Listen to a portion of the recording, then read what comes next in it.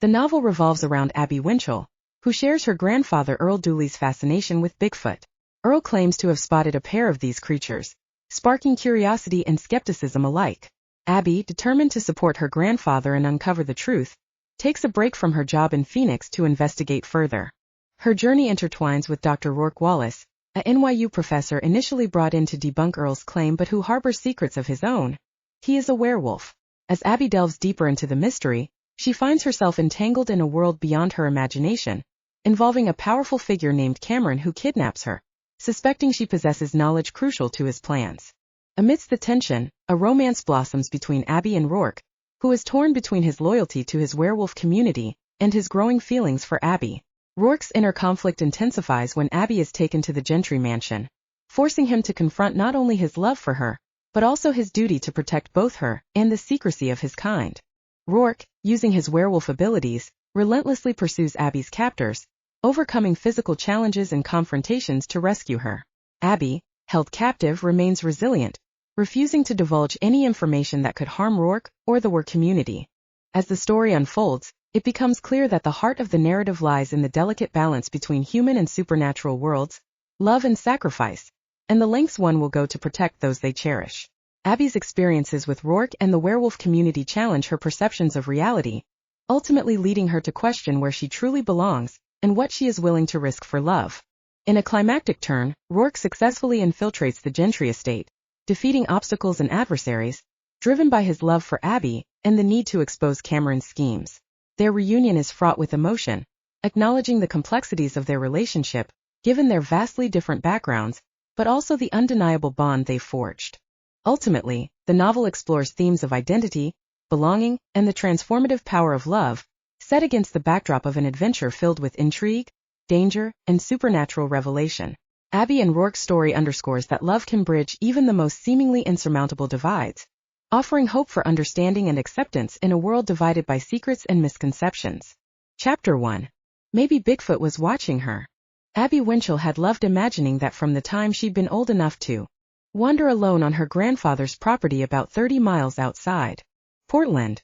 As she trudged through the early morning mist, damp leaves squished under her hiking boots and the evergreens dripped in a steady, familiar rhythm. Otherwise the forest was quiet, but she kept her hand on the camera, tucked inside her jacket pocket, just in case she saw something big and furry. 10 days ago, after a lifetime of fruitless searching, Grandpa Earl Dooley had seen not one but two big furry creatures. A Bigfoot-mated pair. But his evidence was maddeningly inconclusive. His single grainy shot could easily be a picture of two very tall hikers wearing hooded sweatshirts. Two exceedingly smelly hikers. Grandpa Earl claimed the stench had been overpowering, even from 100 yards away. While Earl had struggled to attach his zoom lens, the creatures had loped off. Earl's arthritis had kept him from giving chase, and a heavy rain had washed out any footprints. That left Earl with only one bad picture to corroborate his story. It had been enough for the Bigfoot faithful. Earl had made the trip to town and told everyone down at his favorite bar, Flanagan's. News had spread quickly among the cryptozoology crowd. As happy as he'd been about finally realizing his dream of a Bigfoot sighting, Grandpa Earl hadn't been all that pleased with the consequences. With the exception of Abby, his family down in Arizona thought he was losing his marbles. Curiosity seekers had trespassed on his property, and his wealthy neighbors, the Gentrys, had flown in some big-deal NYU professor to label the sighting bogus.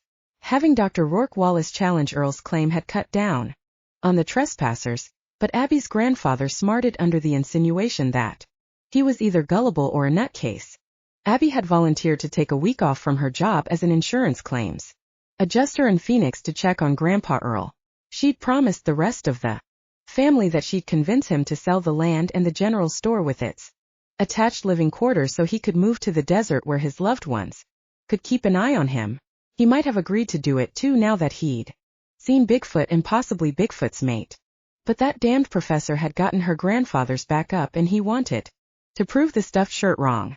Grandpa Earl was also convinced the Gentrys were smearing his reputation on purpose because they hoped he'd leave and they could buy his land. He didn't want to give them the satisfaction. Abby didn't blame him. The Gentrys had been trying to buy out the Dooleys for at least 70 years. Both pieces of property backed up to a wilderness area, so if the Gentrys got Grandpa Earl's land, they'd be sitting on one of the most secluded private estates around. And the Gentrys loved their seclusion. She could imagine how horrified those highbrows must have been to hear about the Bigfoot sighting. Flying in a PhD from some Eastern school fit the Gentry mentality. No doubt the guy was a condescending jerk. The Gentrys were like royalty in Portland, and as a kid Abby had often climbed a rocky promontory on Dooley land because it provided a view of the obnoxiously huge Gentry mansion. She decided to do that again this morning for old-time sake. The estate was off-limits to all but a select few, so spying other than this view from the promontory, the heavily wooded estate couldn't be seen except from the air. A tall iron gate at the main road barred anyone from driving up to the mansion unannounced, and a sheer rock wall dropped 50 feet below the promontory. The steep cliff continued along the property line for about half a mile, neatly dividing Gentry land from Dooley land. Grandpa Earl's property ended at a rushing stream that tumbled over the cliff in a beautiful waterfall. The far side of the stream marked the beginning of the wilderness area. That's where Grandpa Earl had spotted the Bigfoot pair. Abby was puffing by the time she reached the top of the outcropping, which meant she'd spent too much time sitting at a desk lately. Looking across to Gentry land, she noticed lazy curls of smoke rising from two of the Gentry mansion's 6 chimneys. Trees hid a good part of the building, giving it an air of mystery. Abby trained her camera on the mansion and zoomed in to admire the stonework and the massive bulk of the place. Surely a family this powerful wouldn't sabotage some old guy's reputation in order to get what they wanted. They already had plenty of holdings in the Portland area. Standing on the rocky outcropping looking down at the mansion, she wondered why the Dooley land was so important to the Gentrys. Maybe they knew something Grandpa Earl didn't, like the presence of mineral deposits. Or what if the prize was this very spot? What if they hated the idea that someone could watch them from here? Fascinated by that thought, Abby began scanning with her zoom to evaluate how much she could see of the place. A cherry-red Corvette convertible sat in the circular cobblestone drive, but no people were around. Slowly she panned toward the back of the house, with its formal gardens, neatly trimmed hedges, and a large collection of marble statuary. As she did, she caught a movement in the trees. Focusing on that spot strained the limits of her little camera, but she managed to identify what looked like a large dog. It behaved more like a wild animal than a domestic dog, though, as it glided through the trees. Coyote? Maybe. No, it was too big, and its coat was an unusual pale blonde. The body shape reminded her of a wolf, but that was impossible. There were no wolves on the west coast of Oregon, and even if one had somehow migrated over here, it wouldn't be this color. She'd heard of white wolves, but not blonde ones. Knowing the Gentrys, the animal could be some sort of exotic hybrid. Grandpa Earl wouldn't be happy if the Gentrys had decided to keep dogs on their property. Her grandfather and great-grandfather had always avoided adopting any because they didn't want dogs around to scare off Bigfoot. In all her visits to her grandfather's place, she'd never heard the sound of barking dogs coming from the Gentry estate either. She snapped a couple of pictures, even though she knew they wouldn't be very clear. Grandpa Earl would want to know about this. Maybe the wolf dog was another tactic to annoy him. As she considered that, she deleted the pictures. No sense in stirring up her grandfather even more. That wouldn't fit with the plan that was gradually forming in her mind. Much as she'd love her grandfather to stick it to the Gentrys and stay on the land for another 10 or 15 years, that wasn't in his best interest. His arthritis wouldn't bother him nearly as much in Arizona, and she sensed that Grandma Olive's death a year ago had left him lonelier than he'd admitted. Therefore, she needed to contact the stuffed shirt anthropology professor and convince him to change his tactics. If the professor would support Earl's belief in Bigfoot instead of challenging it, everyone might get what they wanted. Grandpa Earl would relax, sell his land, and move to Arizona, and the Gentrys would get her grandfather's property. Grandpa Earl said the professor was staying with the Gentrys, but Abby didn't relish driving up to the gate in Grandpa Earl's ancient pickup with a battered camper shell on the back and asking for admittance to the estate. Too demeaning. But she was a member of Rotary Club International, so she could attend a meeting today at a hotel in Portland where the guest speaker just happened to be Dr. Roarke Wallace. Taking one last look through her camera's viewfinder, she was startled to noticed that the blonde animal was staring at her. Then he wheeled and ran into the trees, moving with a fluid grace that looked far more wild and wolf-like than dog-like. What in hell had she seen down there? Damn it. Roarke hadn't seen her until the last minute, but he was positive she'd seen him. Seeking thicker cover, he prayed he hadn't caused a problem. At home in upstate New York, he could roam the isolated property without fear of discovery, and he'd made the mistake of thinking he could do the same here. No wonder Cameron Gentry wanted the Dooley property with its rocky overlook of the Gentry estate. Irving Gentry, the alpha who'd bought this land in the early 1900s, obviously hadn't been the brightest bulb in the chandelier. There was some evidence that Irving had enjoyed his whiskey a little too much. That might explain why he'd purchased this low-lying acreage with a vantage point right next door. The woman standing on the rocks hadn't been worried about being seen. Anyone with hair that red would have to wear a stocking cap if she expected to sneak around. He didn't think she was into sneaking. With luck, she was a tourist, trespassing on Dooley land in an attempt to find Bigfoot, and a canine creature wouldn't interest her. Roarke made sure the woman was gone before he loped back through the formal gardens and headed for the tunnel entrance into the mansion. Whoever had devised this entrance had been a werewolf genius. A fake piece of granite swiveled at the touch of a paw, allowing Roarke to enter a tunnel. Once inside the tunnel, Roarke took the branch that led to a stone stairway. Bounding up those steps, he nudged open a revolving panel and was standing in his guest room. All the bedrooms had the same arrangement, which allowed Wers to enter and leave without having to navigate doors and locks. Stretching out on the bedroom's antique Aubusson rug, Roarke shifted to human form before hitting the shower. In moments he was downstairs for the breakfast, being served buffet-style in the immense dining hall. Cameron, the pack alpha, was the only member of the Gentry family sitting at the table. A slim man who was beginning to gray at the temples, he looked every inch the aristocrat. As a wolf, though, he had more trouble looking noble. Most Wers were powerfully built with luxurious coats, but Cameron shifted into a scrawny wolf with dull gray fur and a furtive look in his brown eyes. Come to think of it, he had a furtive look as a human too. The way he lingered over his coffee and darted glances at Roarke suggested he'd stayed in the dining room in order to give his guest the third degree. Roarke wished Cameron good morning and headed for the sideboard loaded with food. He was starving. The surveillance cameras picked you up this morning, Cameron said. Find anything? Unfortunately, no. Roarke considered telling Cameron about the woman and decided against it.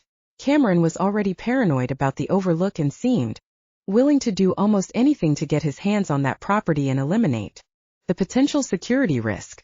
That was one of the reasons Roarke was here, to make Earl Dooley look like a fool in hopes that he'd decide to sell out and leave town. In the Wer community, Roarke was an expert on megafauna cryptids such as Bigfoot and the Loch Ness Monster, but in his university career he was known as a prominent myth-buster. The good people of Portland would take his word that Earl's sighting was bogus. It hadn't been, of course, and Roarke had also agreed to quietly track down the Sasquatch-mated pair and relocate them out of Wer territory. Gentry didn't fancy having Bigfoot seekers tramping around the countryside anywhere near this estate. More people increased the likelihood that someone would accidentally learn that werewolves lived here. Roarke hadn't warmed to Cameron, unfortunately.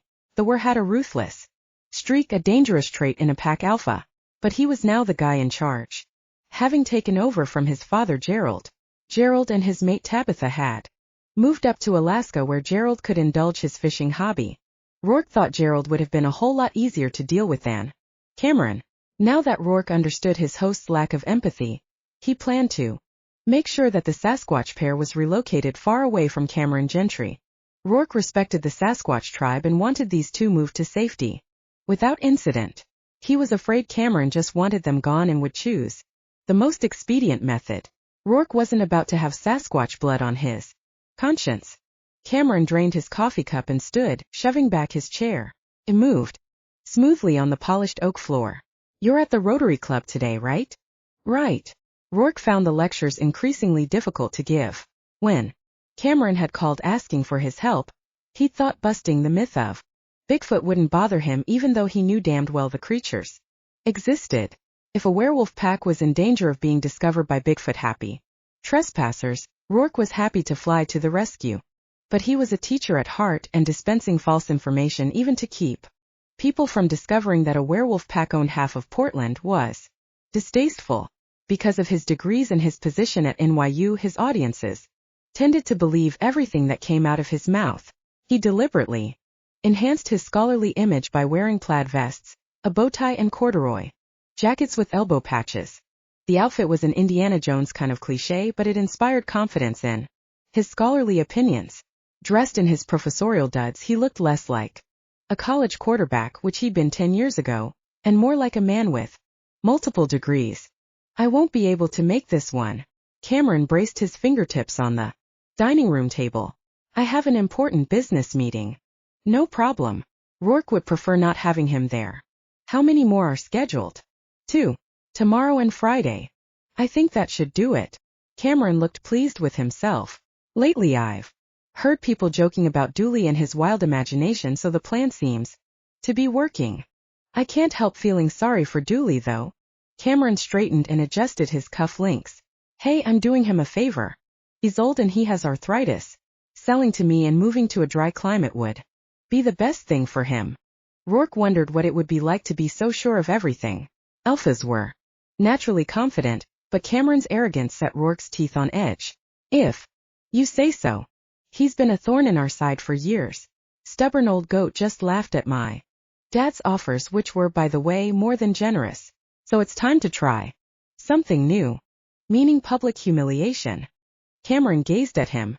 Whatever works. That overlook is a security threat and I'm tired of worrying about it. I will get that land. In any case, I have to go now. Good luck with your talk. Thanks.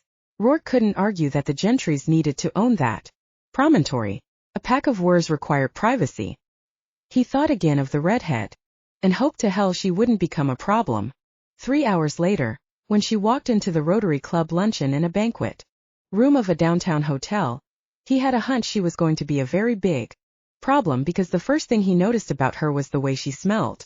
Scent was all important to a wer, and this woman's aroma filled him with a longing so deep, he lost his place in the conversation he'd been having with a couple of club members. Absorbed as he was in her scent, he wasn't immune to her visual appeal either. A tiara of raindrops glittered in her bright red hair. A white trench coat was belted around her tiny waist, and her stiletto heels drew his attention to her shapely legs. As she unfastened the coat to reveal an emerald green knit dress, his gaze traveled back upward and he felt a visceral tug. It wasn't that her figure was spectacular, but something about the fit of the dress made him long to peel it off. Not good. He wasn't in Portland to make any sexual conquests, no matter how much a woman appealed to him. Other members greeted her politely, but no one acted as if they knew her, so she must not be a regular member. She leaned close to someone as if asking a question. Then her gaze swept the room and she headed directly for Roarke's table, bringing all those lovely pheromones with her. He stood, noticing that he didn't tower over her the way he did with most women. Even taking her heels into account, she had to be at least 5'9" in bare feet. Thinking of her in bare feet was an erotic exercise in itself. God help him, he did favor tall women. They were built for so many interesting sexual positions that weren't possible between a tall man and a short woman. Not that he needed to be thinking about sexual positions in the middle of a Rotary Club luncheon. Her blue-eyed glance traveled over him and her freckled cheeks grew pink as if she liked what she saw too. He'd have to be made of ice not to react to that kind of obvious feminine approval. Roarke was a lot of things, but stoic he was not. He gave her his best winning smile. She smiled back, revealing an adorable little gap between her two front teeth. Then she held out her hand. Dr. Wallace, I'm Abby Winchell. The name wasn't familiar, but her hand in his felt perfect, warm, soft, and slender. He breathed her in and barely kept himself from groaning with pleasure. When someone calls me Dr. Wallace, I always feel as if I should be wearing a stethoscope, he said. Plain old Roarke's fine. She beamed at him. All right, Roarke. I'm looking forward to your talk. Despite struggling with sensory overload, he managed to say something halfway appropriate in response. So you're interested in cryptozoology? I was as a kid. She glanced down and gently extricated her hand from his. Great. Apparently he'd held the handshake longer than the socially acceptable 2 seconds. At least he hadn't hauled her into his arms. Would you like to sit down? Would you like to leave with me right this minute and check into a hotel room upstairs? I'm afraid your table is already filled. He glanced at the head table and sure enough, every seat but his was taken. He should be glad of that because he needed to nip this instant attraction in the bud for many reasons. He wasn't forbidden to have a romantic liaison with a human, but he had to be careful about it. If a woman got too close and began to suspect that he was not quite the man she'd bargained for, that was a potential security breach for the pack. Roarke's brother Aiden had landed in exactly that fix and there'd been all kinds of trouble, even if he was now married to a human. Roarke had no intention of following in Aiden's paw prints. He didn't believe Werewolves should mate for life with humans. It was just too complicated. That issue aside, Roarke had two important assignments here in Portland and allowing sex to overrule duty was frowned upon in the Wallace pack. Translated, that meant he didn't have time to fool around on this trip. He had a mated Bigfoot pair to find, and no telling how long that would take. I'd better find a seat before they start serving the meal, Abby said. I just wanted to introduce myself and see if you'd be available after your talk, in case I have some questions. Now there was a really bad idea, but his libido trumped his brain. Sure, I have some spare time. Great. There's a quaint little bar called Flanagan's in this hotel. I'll buy you a drink. He heard himself agree to that suggestion too, but it was only one drink. One harmless drink with a beautiful redhead. A beautiful tall redhead with eyes like sapphires, who had spied him roaming the Gentry property as a wolf. Maybe having a drink with her was actually a good idea. He could plant some story about the Gentrys offering to dog sit for a friend. That would solve any lingering issue over what she might have seen this morning. So meeting the willowy, wonderfully scented Abby for drinks was okay, provided, of course, that he kept his libido under control. But as he watched her walk away, her hips swaying gently, he realized his libido had been in charge all along. Chapter 2. She was in luck. Under that cheesy getup, Dr. Roarke Wallace was one hot guy. Give him a surfboard and a wetsuit and he could be a California surfer dude, complete with the sun-streaked blonde hair and killer green eyes. She'd love to see what those eyes looked like minus the wire-rimmed glasses. Even better, Roarke had reacted well to her quickly created outfit. She'd packed only jeans and sweatshirts, her usual Portland gear. Consequently, she'd had to spend the morning on a power shopping spree at Pioneer Place, change in a public bathroom and then stash her other clothes in Grandpa Earl's pickup. But Roarke's expression as she'd walked into the meeting had justified all the trouble plus the damage to her credit card. Here she'd expected to work her whiles on a pudgy, middle-aged scholar with an attitude, and instead she'd been blessed with Roarke. Spending time over a drink in Flanagan's would be no hardship at all, and unless she'd read him wrong, he'd be willing to listen to what she had to say about Grandpa Earl and his dedication to the Bigfoot myth. She found a seat at a table populated mostly with real estate brokers. First, she identified herself as an insurance claims adjuster visiting her grandfather, and everyone was fine with that. The conversation flowed easily through the salad course and the main entree. But right before dessert, someone thought to ask whose granddaughter she was. The name Earl Dooley apparently left them all at a loss for words. Abby guessed that they'd bought into the current theory that her grandfather was a kook. Abby pushed aside her chocolate cake, no longer hungry. I don't know what he saw, but he studied Bigfoot for years. I'm willing to believe this was the real deal. She wasn't quite as convinced as all that, but Grandpa Earl deserved to be defended and nobody else was volunteering for the job. A balding man in a gray suit cleared his throat. I'm not calling your grandfather a liar, Abby, but everyone's eyesight gets worse as they get older. Earl's what, 78? 77. Abby's jaw tightened. But the picture proves that something was out there, and whatever it was stunk something terrible. No hiker would smell that bad, no matter how many days they'd skipped a shower. But maybe a skunk was in the area, said a blonde woman in a purple turtleneck. When our dog flushed a skunk, I thought we'd never get rid of the smell. Abby didn't want to admit she'd thought of the skunk angle, or that Grandpa Earl's fierce yearning to see Bigfoot might have influenced his description of the sighting. All I know is that my grandfather has lived in this area all his life, and I think he'd recognize the smell of a skunk. A brunette dressed all in black with silver jewelry frowned and started to say, something, but the table was spared her opinion when Roarke was introduced. Abby didn't expect Grandpa Earl to get any better treatment from Roarke's lecture, but at least he was yummy to look at. She was digging those broad shoulders and his square jaw. He needed someone to dress him, though. His lack of a wedding ring and the dopey outfit suggested he wasn't married. His corduroy jacket wasn't bad, but the plaid vest and bow tie were ridiculous. If she didn't know better, she'd think he was channeling Professor Henry Indiana Jones, Jr. The idea of a mythical creature living in the Pacific Northwest originated with the indigenous tribes. Roarke touched a button on his laptop and the screen behind him lit up with a crude drawing of Bigfoot. Humans have always fantasized about megafauna cryptids like the Yeti and Bigfoot. Even if Roarke was about to rain on Grandpa Earl's parade, Abby thought he was unbelievably cute as he threw out terms like megafauna cryptids. She had a weakness for brainy guys who spouted jargon, especially when they looked like Roarke. He showed the audience a few more slides reputed to be of Bigfoot. We seem to have an innate need to imagine something larger than life. He glanced at Abby. She had the urge to laugh. There was no chance in hell he'd made a sexual reference just now, but that's where her mind was at the moment. Although she had zero intention of seducing the bodacious professor, she amused herself by wondering what sex with him would be like and whether certain parts of him would be larger than life. Roarke hesitated. But wanting to believe in something doesn't make it so. These creatures are not real. She met his gaze and had the craziest impression that he didn't believe what he was saying.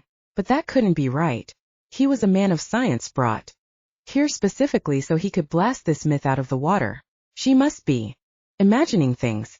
Purely in biological terms, the existence of Bigfoot is an impossibility. Especially in this area, Roarke continued. Climate and food supply issues would preclude establishing a large enough breeding population to guarantee survival. And as most of you know, no one's ever found the remains of a Bigfoot specimen. That alone is enough to convince any thinking person. As Abby listened to him, logic warred with loyalty. His argument was convincing and he looked damn good making it too. If he'd come to Portland on his own, motivated by scientific curiosity, she might be more willing to accept what he was saying. But the Gentrys had sponsored his visit, so in her view, his argument was tainted by the Gentrys' desire to get Earl Dooley's land. Nope, she was still going to believe in Grandpa Earl's sighting. The kid in her wanted it to be true, even if the practical adult she'd become agreed with. Roarke, thinking of Bigfoot as real, brought back the magic she'd felt as an 8-year-old walking through those mysterious woods. Grandpa Earl was the dreamer of the family, and her parents used to worry that she'd take after him, partly because she was the only one who'd inherited his red hair, although his was now snow white. She hadn't taken after him, though. To the great relief of her mom and dad, she'd picked a solid career in insurance, one that fit in well with the rest of her relatives. Her mother and father ran an auto parts store. Her brother Pete was an accountant. Her aunt and uncle owned several fast food franchises, and both her cousins were in business school. Last year Abby had almost married an insurance agent she'd met through work. She'd broken up with him over what everyone else called a stupid reason. He didn't think kids should be encouraged to believe in Santa Claus. Abby knew Santa Claus wasn't an actual person who flew all over the world delivering toys, but for the first 6 years of her life she thought he did, and she wasn't willing to rob her children of that innocent joy. She wondered if Roarke had believed in Santa Claus when he was a kid, or if he'd been a child prodigy who'd always been as mercilessly scientific as he seemed now. He continued with his PowerPoint presentation by showing a photograph that looked very much like her grandfather's, except that only one Bigfoot was pictured instead of a pair. The person who took this photo up in Washington near Mount Rainier was positive he'd seen Bigfoot, Roarke said. It was an honest mistake, not an attempt to defraud. But soon afterward a hiker came forward and identified himself as the one in the photograph.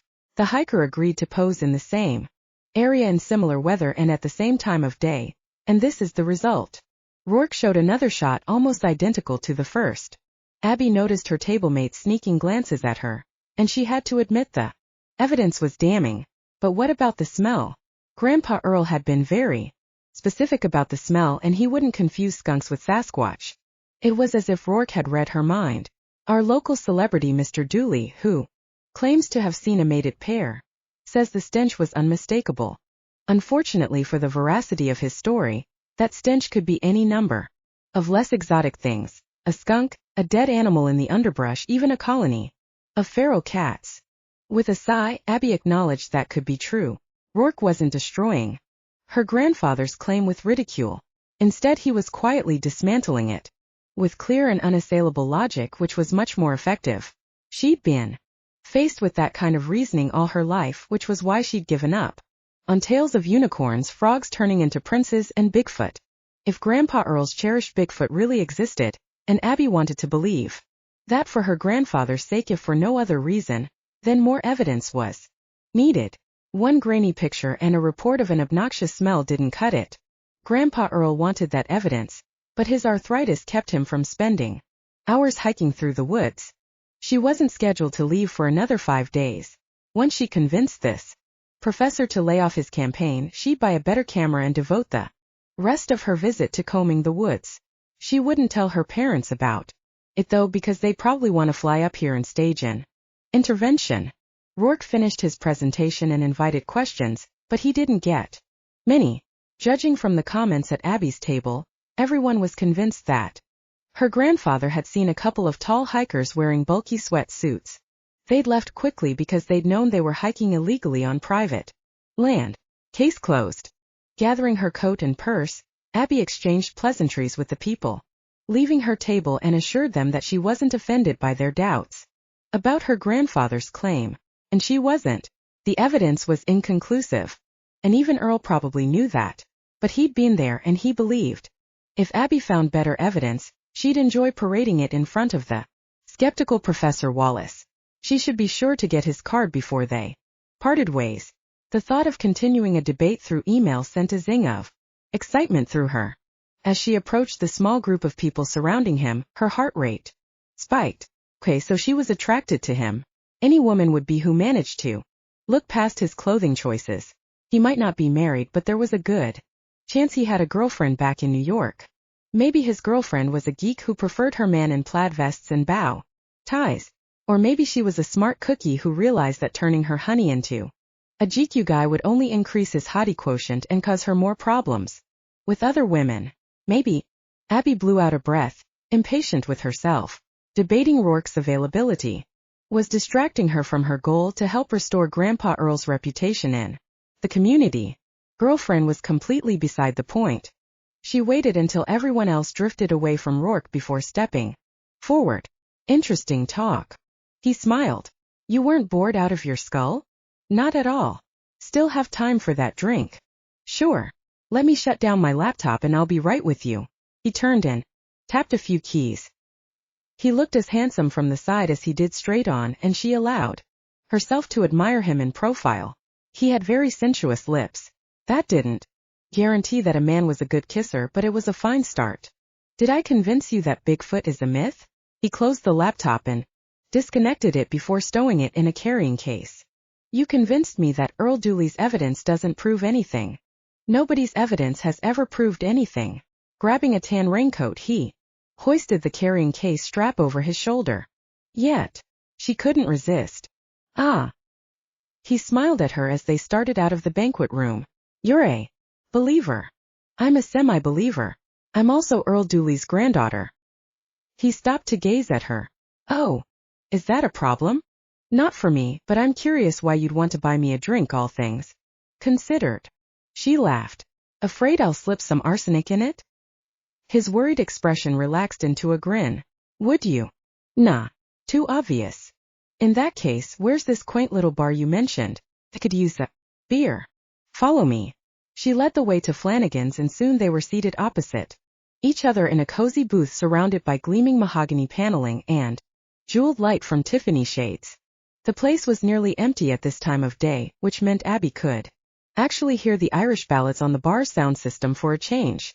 She'd been in here with Grandpa Earl and Grandma Olive on summer nights when the noise level had made conversation impossible. Both her grandparents, Irish to the core, had enjoyed sipping a pint of beer served in a pub-like atmosphere. After Grandma Olive died last year, Grandpa Earl had stopped going to Flanagan's. But then he'd sighted the Bigfoot pair and had headed to the bar. with his pictures and his story. Abby's heart squeezed as she imagined how excited he must have been to share his discovery. Roarke ordered a Guinness and Abby did too. Being in Flanagan's always brought out the Irish in her. The beer served in glass mugs arrived quickly. Abby lifted hers in a salute. Here's to scientific inquiry. I'm for that. Roarke touched his mug to hers. Then he took a sip and set the mug on its coaster. I'm going to guess you have some ulterior motive for coming to the meeting today. Of course. She savored the tang of the dark beer, which she only drank when she was in Flanagan's. Have you known the Gentrys long? An emotion flickered in his green eyes. No. My dad knows Cameron Gentry's parents. The Gentrys have wanted Dooley land for years. I'm aware of that. Damn, but he was good looking, which made it tougher to concentrate on her mission. You're a smart guy, Roarke. You also must have figured out that Cameron Gentry wants to make my grandfather into a laughingstock so he'll give up and sell. She waited, wondering if he tried to deny it. He gazed at her for a long time before sighing. Yes, I know. That's not very nice. You're right, it isn't, but there were other issues like concerns about trespassers. Once your grandfather made a public announcement of his supposed discovery, the Gentrys had to deal with unwanted curiosity seekers. That wasn't fair to them. Come on, don't tell me that was a huge problem for them. With all their money, I'm sure they have a security system to end all security systems. They have a surveillance system, but Roarke, if I tell you something, can you promise not to take it right back to the Gentrys? He hesitated as if weighing that. All right. I'd like to see my grandfather sell that land too. You would? Absolutely. He's all alone up here now that my grandmother's gone. That little general store he runs out by the main road is a lot of work, but he doesn't make enough to justify hiring help. The rest of his family moved to Arizona years ago, and now we want him to come down there. It would be so much better for his arthritis, and we could keep an eye on him as he gets older. Roarke frowned. So why hasn't he done that? Bigfoot. He wanted to see that creature just once. And now he thinks he has. Right. And he might have sold out after that, except the Gentrys brought you into rain all over his parade. Now he says the only way he'll leave is feet first. Leaning back in the booth, Roarke scrubbed a hand over his face. Then he began to chuckle. It isn't funny. Oh, but it is. Shaking his head, he picked up his mug and took a swallow of his beer. Not to my grandfather. No, I suppose not. Roarke returned his mug to its coaster. Abby, I regret making your grandfather look foolish, but in a way he left himself open to it. With his flimsy case. She felt compelled to defend Grandpa Earl. If you'd searched for something all your life and then you found it, wouldn't you tell people? Wouldn't you show them the picture, even if it wasn't a very good picture? His green eyes filled with compassion. You love him very much, don't you? Yes. That's why I'm asking you to help repair the damage you've done to his self-esteem. How could I do that? She took a deep breath. I don't suppose you'd give a talk saying you've studied his picture more thoroughly and have decided it could be a legitimate shot of Bigfoot. I can't do that. Because of the Gentrys? Partly, and partly because it wouldn't be true. His glance flickered slightly.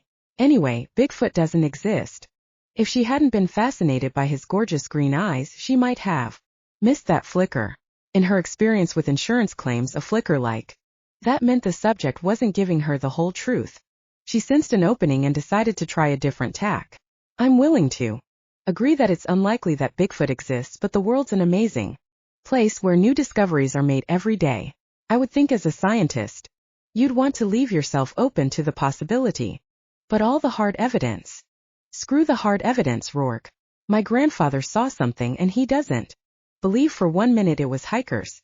I challenge you to come by Dooley's general store and talk to him about it. He'd probably throw me out on my ear. Not if I'm there to stop him. Come tomorrow morning around 10. Please. This is a delicate situation, but you and I might be able to make it end well for all concerned. Roarke turned his mug around in his large hands before glancing at her. You'll be there.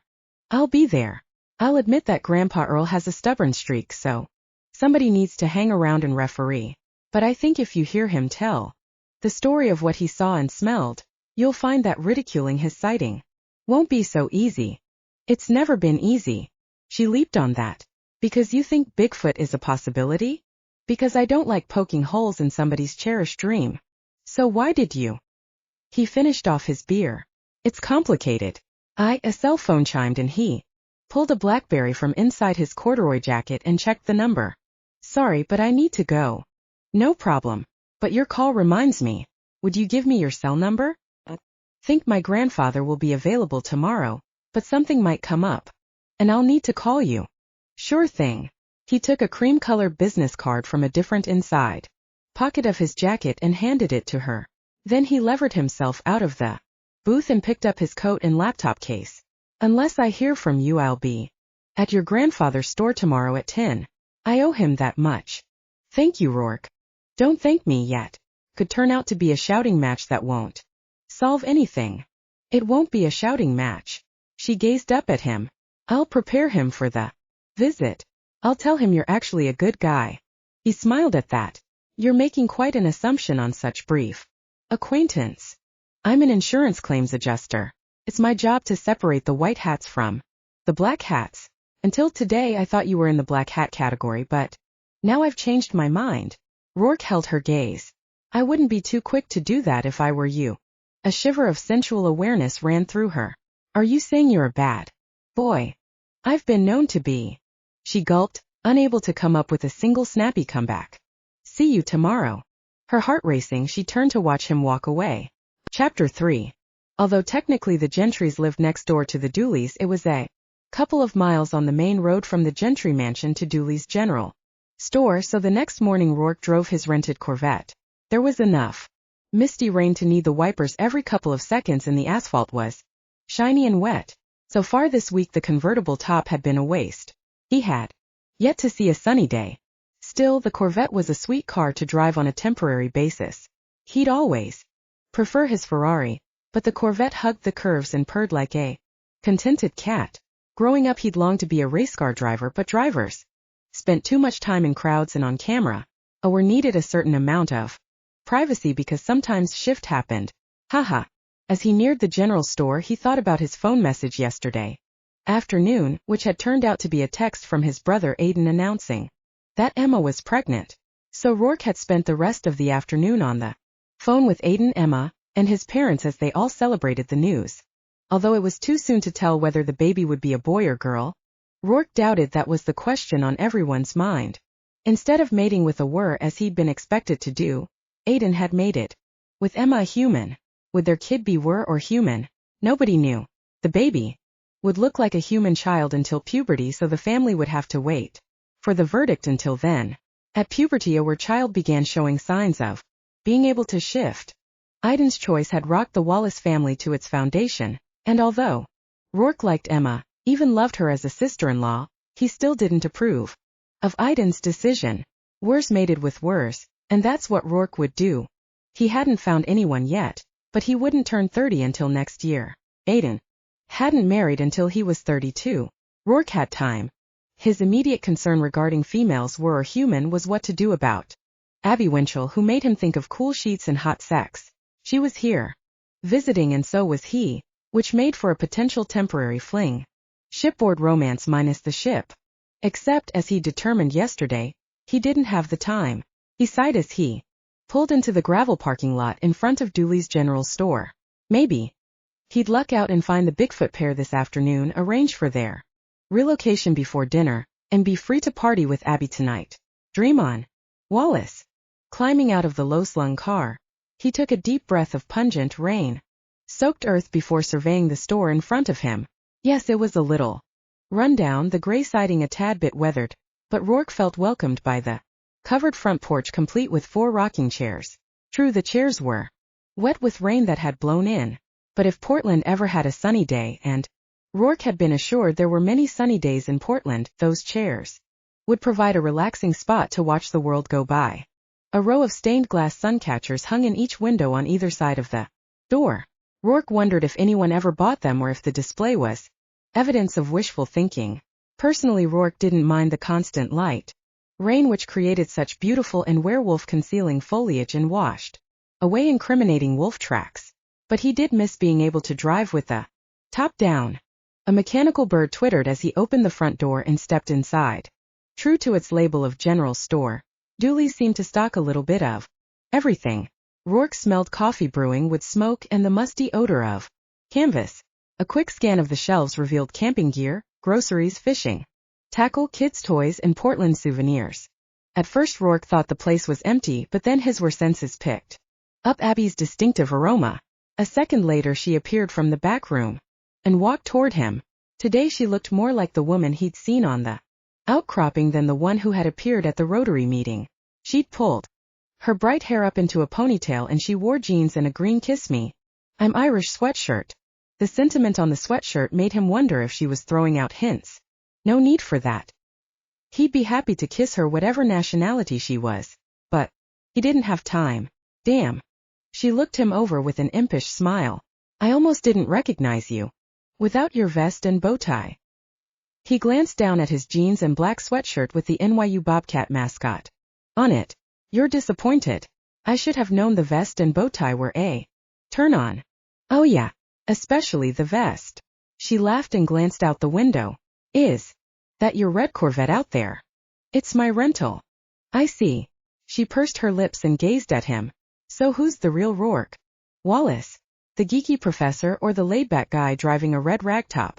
Geeky? I'll have you know that's my Henry Jones Jr. look. So you did that on purpose? I wondered. I'm an anthropology professor.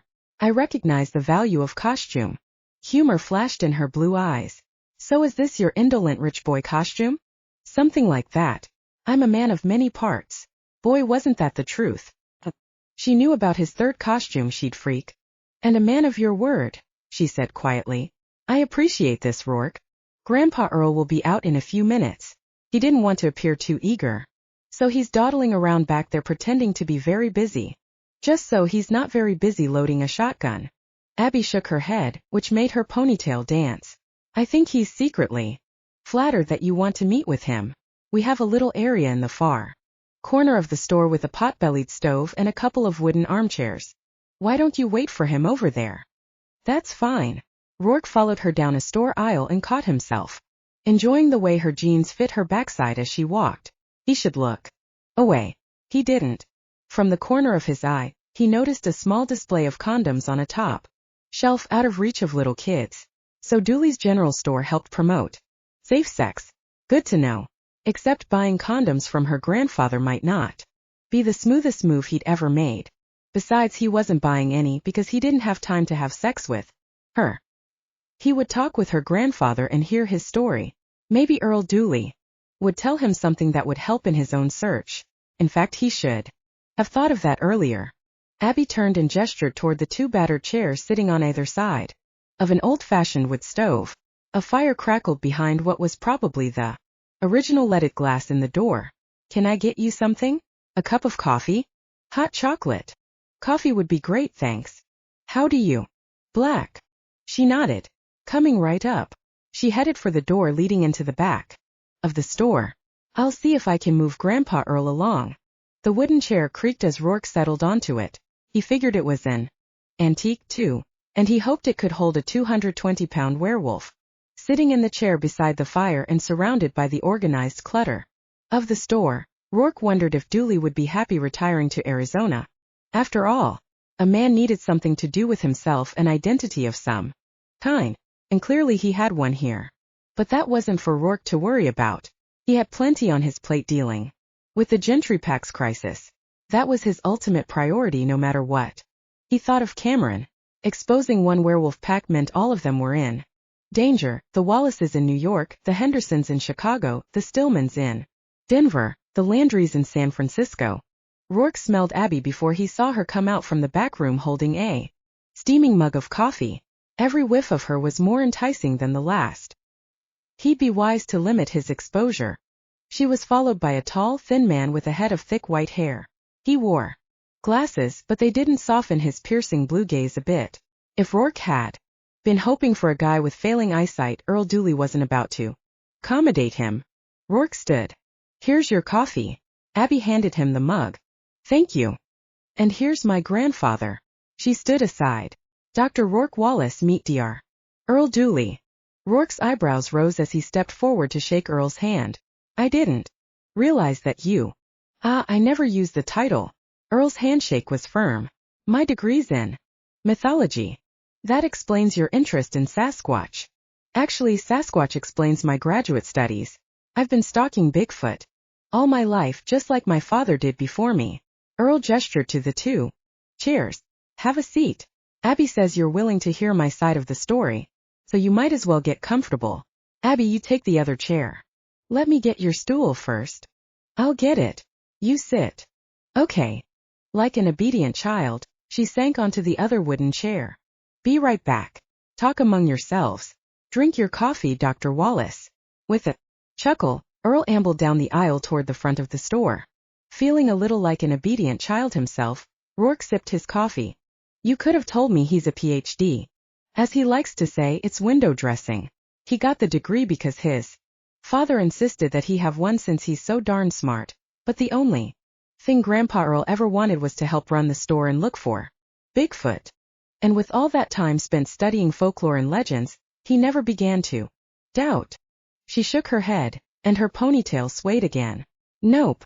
His father saw Bigfoot once, but he didn't have a camera at the time. The Irish are great storytellers though, so he described the event in vivid detail to anyone who would listen. Grandpa Earl listened a lot. I'm beginning to understand his dedication to the cause. Abby smiled. That was the idea. He was also beginning to understand that Abby didn't do much of anything without a reason, which led him back to the question of why she'd worn a sweatshirt inviting someone to kiss her. It also invited someone, in this case, him, to focus on her breasts. Under different circumstances, Roarke would have been happy to follow up on Abby's broad hints. Knowing he didn't dare was making him cranky. He couldn't remember the last time a woman had affected him this much, and what bad luck that he wouldn't be able to do anything about it. So he drank his coffee and tried not to think about kissing Abby. Okay, kids. Earl returned with a tall stool and placed it in front of them. Before perching on it, you might think I'm doing this so I'll have a superior position in the discussion, but my damned knees make low chairs booby traps. This climate must not be helping any, Roarke said. Earl's glance sharpened. Now don't you start in on me. I suppose Abby told you that she wants me to move to Arizona. She mentioned it. Your friends the Gentrys would just love that. I've often wondered if they sit over there with a voodoo doll and a box of pins. Roarke stared at him. Surely you don't believe in voodoo? I do, and don't call me Shirley. Earl chuckled again. Sorry for the cornball joke, but it still makes me laugh. Anyway, I guess you don't believe in voodoo. I can't say that I do. He couldn't say that he didn't either. The power of suggestion had always fascinated him. There are more things in heaven and earth, Horatio, than are dreamt of in your philosophy. That's Shakespeare. I know. Earl shifted on the stool. You're a physical anthropologist, right? Right. And you graduated magna cum laude, plus you were asked to take part in the New York Consortium for Evolutionary Primatology. Roarke was impressed. You've been reading my online bio. I wanted to know the credentials of the man who planned to shred my Bigfoot evidence. At least you're brilliant. That helps me deal with the hatchet job. Guilt stabbed him as he thought of how arrogant and how hypocritical his talks had been. He had no doubt that Earl had seen that mated pair, and, regardless of Earl's evidence, he'd made a terrific scientific discovery. As a reward, his name had been dragged through the mud. Hell, I know the evidence is bad.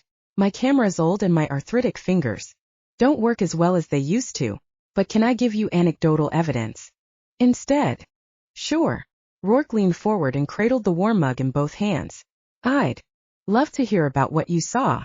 Earl launched into his tale, and Abby hadn't been kidding about the Irish gift for storytelling. Roarke sat spellbound, his coffee forgotten as Earl described the early morning, the ape-like roar of the creatures, the gag-inducing smell, and the camera that refused to cooperate. When Earl finished, Roarke had absolutely no doubt that this was a Bigfoot sighting of massive importance to cryptozoology. I think they're still out there. Behind his glasses, Earl's blue eyes shone with excitement. I couldn't say for sure, but I thought one had a belly on her, as if she might be pregnant. I think they're looking for a place to have that baby. Roarke did his best to look unaffected by that news, but he was struggling. I want to throw out a challenge to you, Dr. Wallace. Hey, call me Roarke. Roarke is an Irish name. Are your folks Irish? Roarke shook his head. Russian if you go back far enough. My mom just likes Celtic names, I guess. My brother is Aiden. I like your mother's taste in names. At any rate, I challenge you to spend some time in the wilderness area beyond my property looking for that Sasquatch. Here. I want to make a believer of you. Roarke would be spending time in that area, all right, but he'd do it as a wolf. He could travel more efficiently, and the pair would be less likely to run if they saw him. Besides that, when he found them, he'd be able to communicate telepathically, one mythical creature to another. You're hesitating, Earl said. Are you afraid that you'll find something that blows your pet theories out of the water? No, Roarke searched for a way to reject the challenge without sounding like a pompous jerk. But I have a paper that I need to be writing, so I'm afraid I don't have time to spare. Earl looked as if he didn't believe a word of that excuse. You could take Abby with you. Abby made a soft exclamation of protest. Earl turned to her. What's wrong with that idea? You can't just spring something like that on people, Grandpa. Even if Roarke wanted to look around, he might not want to take me, and now he's in the awkward position of having to say so. At my age, you don't worry about etiquette, sweetheart. He should go, and you should go with him because your knowledge of the woods could save him some time. Roarke imagined sharing a tent with Abby and almost reconsidered. But then he'd never find his quarry because he'd be too busy enjoying the charms of Abby Winchell.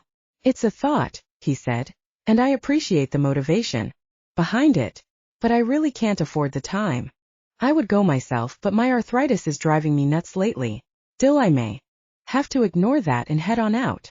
That's a bad idea, Grandpa, Abby said. Probably, but it really frosts me that no one believes what I saw. Even Roarke doesn't believe me. Am I right? Roarke fell back on his canned response. It's highly improbable that a large bipedal humanoid could survive in this climate. Bullshit. If bears can, then Bigfoot could. I sure wish you could see that. Must be losing my storytelling skills, because if you believed what I told you'd be out combing those woods. A brilliant scientist like you wouldn't be able to resist. Earl's shoulders slumped. It's a great story, Roarke said, but my scientific training tells me you can't rely solely on your training. To know is nothing at all, to imagine is everything. Einstein. I've heard that, Roarke said. But I can't force you to go out there and look. Earl stood and held out his hand. Thanks for coming, Roarke. It was worth a shot trying to convince you. Roarke stood and gripped Earl's hand. I wish I could say you changed my mind. He wished he could say a lot of things, including that. I wish you could, too. Glancing at his watch, Roarke grimaced. Sorry to cut this short, but I need to take off. That's some watch you have there. Earl peered at it. Doesn't look like a Rolex. Judging from that fancy car outside, I'd expect you to wear a Rolex. What is it? A Louis Moinet Magistralis. Huh. Never heard of that before. Abby got up. I'll walk you to the door, Roarke. Which is my cue to let you two young people have a private conversation. Earl said. Thanks for listening to an old coot. It was a pleasure. And tell Cameron Gentry I will see him in hell before I'll let him have this land. Roarke couldn't help smiling. The guy had spunk. I'll tell him. Take care. Dr. Dooley. You too, Dr. Wallace. Still smiling, Roarke walked with Abby to the front door. He wouldn't mind continuing a friendship with Earl, but that would be impossible given the situation. I watched your face during Grandpa Earl's story, Abby said when they reached the door. You were digging it. Roarke glanced down at her. Of course I was. You were absolutely right. Nobody can tell a story like an Irishman. Yes, but I think it was more than that. I can't shake the feeling that a part of you believes in Bigfoot. Gazing at her, Roarke longed to give her the satisfaction of knowing he'd changed his mind, but because he'd never doubted her grandfather in the first place, he couldn't claim an about-face. Let it go, Abby. I can't. He's so frustrated. Then tell him this. Roarke pictured Gentry's fury at this decision, but he didn't much care. I haven't changed my mind, but I'll cancel the rest of my talks. He can spin that information any way he wants to. Abby's eyes glowed. Thank you, Roarke. Placing both hands lightly on his shoulders, she stood on tiptoe and kissed him. Her kiss was quick but potent. Her lips tasted like warm coffee, and the Imprint of her velvet touch lingered long after she'd pulled away.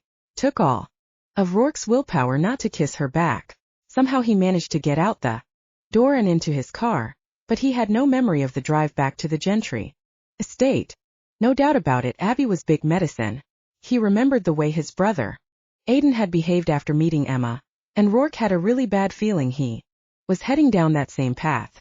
He needed to find the mated pair and get the hell out of Portland before he did something really. Chapter 4. After Roarke left, a customer came in for some crackers and a couple of packs of gum. Abby gave them too much change for their 20 and didn't realize it until they'd driven away. That's what she got for kissing Roarke Wallace. Now, her brain was mush. Worse yet, he hadn't kissed her back. Instead he'd stood there like a bump on a log. Then he'd left in a hurry, as if he couldn't wait to get away from her. How demoralizing. Yesterday he'd seemed interested, but yesterday she'd been wearing a killer outfit. Maybe he was just that shallow. Now she was embarrassed for choosing to wear her Kiss Me I'm Irish sweatshirt. She'd thought doing that would be flirty and fun, when in fact it had only added to her humiliation when Roarke turned to stone at the touch of her mouth on his. Grandpa Earl might deserve some of the blame for that. His suggestion that Roarke take Abby camping had been a blatant attempt to matchmake. Roarke probably had a girlfriend back home and he'd only shown interest yesterday out of courtesy or habit. When he realized her grandfather was ready to welcome him into the family, he'd slammed on the brakes. God, she wished she could take back that kiss. Abby, Grandpa Earl called from the back room, come look at this. With a glance toward the parking lot to make sure nobody had driven up, she started toward the back room. Business had fallen off lately, which Earl attributed to the Gentry smear campaign, but Abby thought might be due to the convenience store that had opened about 4 miles down the road. It offered longer hours and served soft drinks from a dispenser. People liked that. She walked into the back room. A door to the right led to the living quarters, which must have been cramped for a family of 4 back in the day, but were about right for a widower and his occasional guest Abby. Grandpa Earl sat at the desk in an armless swivel chair he could get out of without struggling. He was hunched over his aging computer staring at the monitor. Come look at what that watch of his sells for, he said without looking up. She didn't have to ask who he was talking about. Obviously he meant the non-kisser Roarke Wallace. Grandpa, I know he has money. His parents are friends with Cameron's parents, so it stands to reason that he'd be wearing a pricey watch. I guess pricey describes a watch worth $860,000. I assume that's before they add tax. Abby gasped. As a claims adjuster she dealt with some expensive items, but she couldn't remember ever hearing about a watch in that price range. No wonder Roarke hadn't wanted to get involved with her. She was from the wrong side of the tracks. Grandpa Earl punched a few more keys. Here's some information on his family. He gestured toward the screen. I gather that the Wallaces are to New York City what the Gentrys are to Portland. That explains a lot. Abby flopped into an old easy chair beside her grandfather's desk.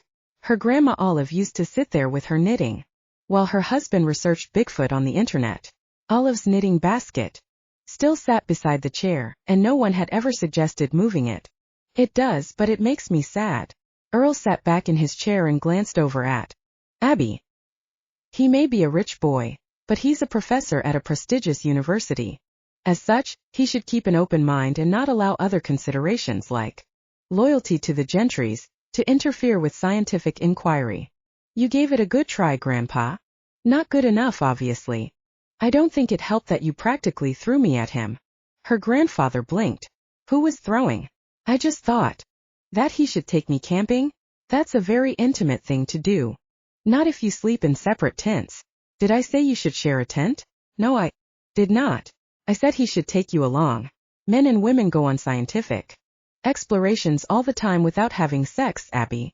Her cheeks warmed. He was right. She was the one who had jumped to the conclusion that if Roarke took her camping, they'd sleep together. Her mind had been on sex, but her grandfather's mind had been on creating a team of 2 people for scientific exploration. Come to think of it, Roarke probably went on trips like that in his fieldwork as an anthropologist. He might not have interpreted Grandpa Earl's suggestion as matchmaking after all. He simply hadn't wanted to go.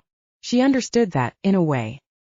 He'd been flown here to take care of a problem Grandpa Earl's supposed sighting of Bigfoot and his mate.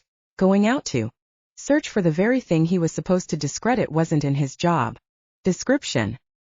He took the chance of alienating the Gentrys, who were friends of his family. Viewed that way, Roarke's decision not to tramp through the woods with her became less personal. Still, she would have liked to see some sort of reaction when she'd kissed him. But she hadn't, and that was that. End of story for her. And the gorgeous Dr. Wallace. Abby, I need to ask a favor. That's why I'm here. To help. I want you to watch the store so I can go back out and find Bigfoot and his mate. Abby thought carefully about her answer. She didn't want her grandfather to think she considered him incapable of that, but she couldn't let him go out by himself and wander around in the woods. He didn't move very well and he could trip. Maybe if he'd been willing to carry a cell phone, she'd feel better about him hiking alone, but he wasn't. The computer he'd bought 10 years ago was as far into the electronic world as he wanted to go. Besides, cell phone reception wasn't very reliable in the woods. You don't think I'm up to it, her grandfather said quietly. You'd probably be fine, but I would spend the whole time you were gone worrying about you. At some point I'd probably close up the store and come after you, which wouldn't be a good thing for business. If you want more evidence, and I don't blame you for that, then I'll go. I wish we'd been able to talk Roarke into searching. It's better if too. Then even if the camera malfunctions, you have a witness to what you've seen. But Roarke doesn't want to go, Grandpa. So you'll have to make do with me. His expression was adorably serious. I couldn't ask for a better person than you, Abby. So do we have a deal? How would you feel about camping out by yourself? Abby hesitated. She'd never actually done that. Pitching a tent in the backyard wasn't quite the same as hiking into an unspoiled forest and setting camp all alone. A person would be pretty damned isolated out there. You don't have to stay overnight, he said gently. It was only an idea. Hiking in a different area every day will probably accomplish the same thing. Abby nodded enthusiastically. I'm sure it will. In fact, I'll take a short one this afternoon. I'll do a grid search over the next few days and chart where I've been. This'll be great. I'll take my camera and probably need a better camera than my little digital. Take mine. I hate to tell you, but I don't like yours. With the zoom attached, it's awkward and heavy. But it's far better than that little toy of yours, Abby. Maybe I should go. After all, I know that camera, and if I keep the zoom attached instead of carrying it separately, then I won't have the same problem that. Let me try it this afternoon. She dreaded hauling that monster zoom around. But her grandfather was right about the quality of the pictures it took.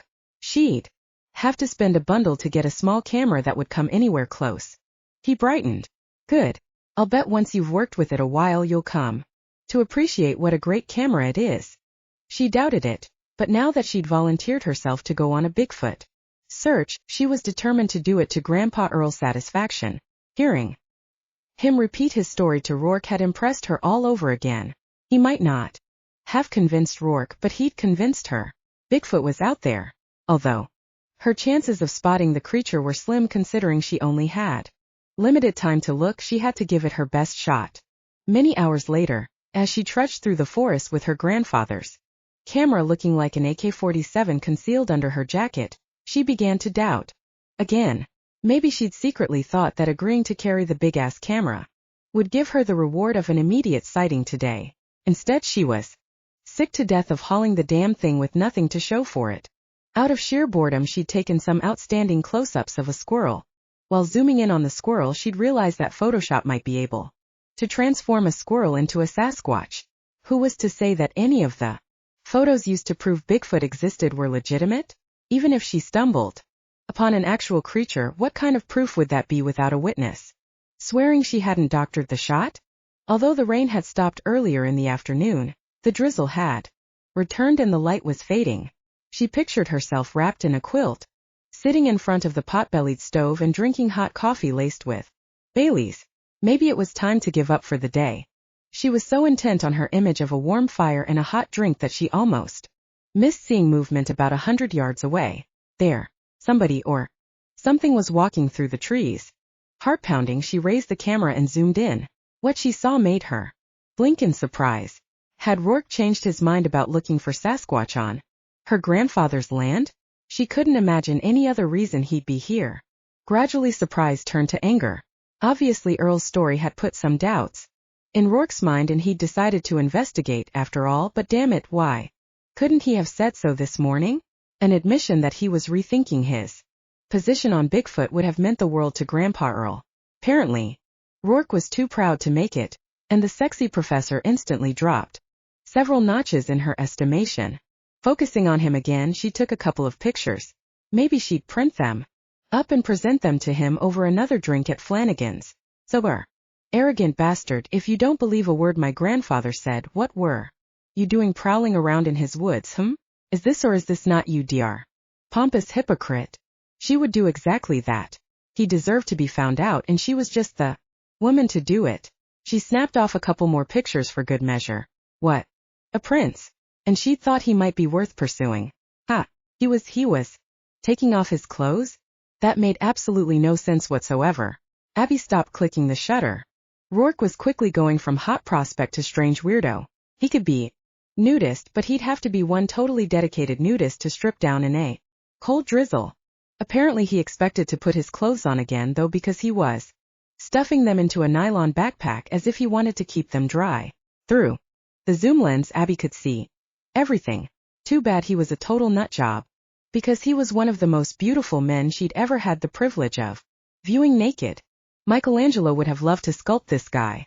A girl didn't usually see this kind of muscle definition in a college professor. True, Abby had only dated one of those in her life, but he'd been sort of soft in the middle. Roarke was the exact opposite of soft. He turned his back to her, and her mouth went dry. She hadn't meant to take a picture, but her finger had a mind of its own. Push the button. Now, whether she wanted it or not, she had a shot of his powerful back, narrow hips and tight buns. Oh darn. Hey, what the hell? She'd make sure her grandfather never saw these pictures. But his legs were concealed behind some foliage, so she still didn't have the complete man preserved for later viewing. Then he moved away from the foliage and she snapped another shot of his muscled thighs and strong calves. Yes, she was acting like a voyeur, but no woman in America would blame her. She willed him to turn around. She wasn't planning to take a full frontal picture, but she wasn't above using the zoom to get a better look. Then he turned, but he'd shifted his position so that a fern became a very effective fig leaf. Damn. She held her breath and waited. Step away from the fern. Step away from the fern. Which he eventually did. Oh my God. Now that was a package. If she'd been shivery and cold before, she imagined steam coming off her now. What a shame. That such a well-endowed man was several slices shy of a loaf. As she congratulated herself on making the best of what had previously been a boring afternoon, Roarke surprised her once again. Zipping the backpack containing his clothes, he got to his knees and then stretched out on the carpet of wet leaves and pine needles. Phew. Anybody who would decide to sleep naked in the woods in the rain was seriously in need of a shrink. Maybe she should call 911. A loony appeared to be on the loose. Except Roarke wasn't sleeping. Something was happening to him. When she began to understand what that something might be, she pinched herself hard. The pinch hurt, but that might not mean anything. She could still be in the middle of a nightmare. She had one way to know for sure. She'd keep taking pictures. If she was dreaming, she'd wake up. If she wasn't, she'd have proof of what her eyes couldn't believe was happening. Roarke, esteemed NYU professor of anthropology, was becoming a wolf. And not just any wolf either. She'd seen this animal from the granite outcropping yesterday, its pale blonde coat glowing in the early morning light. As it prowled the Gentry estate, she'd known then it was no dog. She began to shiver and had to concentrate on holding the camera still. Assuming she was awake, the picture she was taking now would change everything. Belatedly she realized that she could be in danger, assuming this was real. Called a werewolf. Werewolves didn't have a very good reputation. In movies, they ran around biting people and generally causing problems. She had her pictures and she might want to leave now before the wolf caught her scent. In fact, it was strange that it hadn't done that yet. The breeze might have something to do with that. She could feel it on her face, which meant it was blowing toward her, carrying her scent away from the wolf. She was downwind of the wolf. The term hadn't been anything she'd needed to use before, but it was important in this case because it might give her a Brief reprieve. She'd been standing partially hidden behind a large pine. Slowly she backed away, stepping carefully so she didn't trip and make noise. Inch by tortuous inch, she put distance between herself and the wolf. Oddly enough, it didn't seem to be aware of her. In fact, it turned in the other direction. She paused to see what it would do. Fortune smiled on her as the wolf sniffed the air and began trotting away. Apparently it had caught the scent of something upwind. Or rather, he had caught the scent of something. She needed to remember that the wolf was Roarke. And Roarke was a wolf. A werewolf. At least she needed to remember it for the length of this dream. She still wondered if she was sound asleep in the spare room at Grandpa Earl's place. The smell of coffee brewing would rouse her and she'd laugh about her overactive imagination. Turning, she started for home, pausing every few yards to glance over her shoulder and make sure a wolf wasn't stalking her. Any minute now she might wake up, but even in dreams she liked to make it home safely. The trip home seemed to take forever, but finally she could see the back door of Dooley's General Store. Grandpa Earl's pickup was parked under the overhang beside the store, and smoke from the pot-bellied stove curled into the evening sky. Everything looked perfectly normal and not the least bit dreamlike. She stood, gazing at the familiar scene, and thought about Grandpa Earl waiting inside for a report on her adventures. Of all the people she knew, he might be the only one who would believe her if she described what she'd encountered. And yet now that she was in sight of a safe haven and was beginning to accept that what she'd seen was real, the ramifications became clear. A werewolf was as much of a mythical creature as Bigfoot. Therefore, if a werewolf had just appeared in front of her eyes, the other was no longer in doubt. And Roarke was out there looking. If that was the scent he'd picked up, he might have already found the mated pair that Grandpa Earl had seen. But why would he want to find them? Did the Gentrys know they'd hired a werewolf, or was she the only person in Portland with that information? Come to think of it, she might be one of the few adults in Portland who could accept the fact that a man had transformed himself into a wolf. Someone else might offer a rational explanation having to do with shadows and poor eyesight, but she believed in fantastical creatures as a child, and judging from her instant recognition of a werewolf, she still believed in them. Still, she had no idea what she'd stumbled into. Maybe she should find out before involving Grandpa Earl. For one thing, he'd never allow her to confront a werewolf alone, and yet she didn't want to expose him to potential danger either. She clutched his camera, protected under her jacket. The camera was old, but not so old that it used film. Her grandfather had loved the idea of digital cameras and had bought one soon after they'd come out.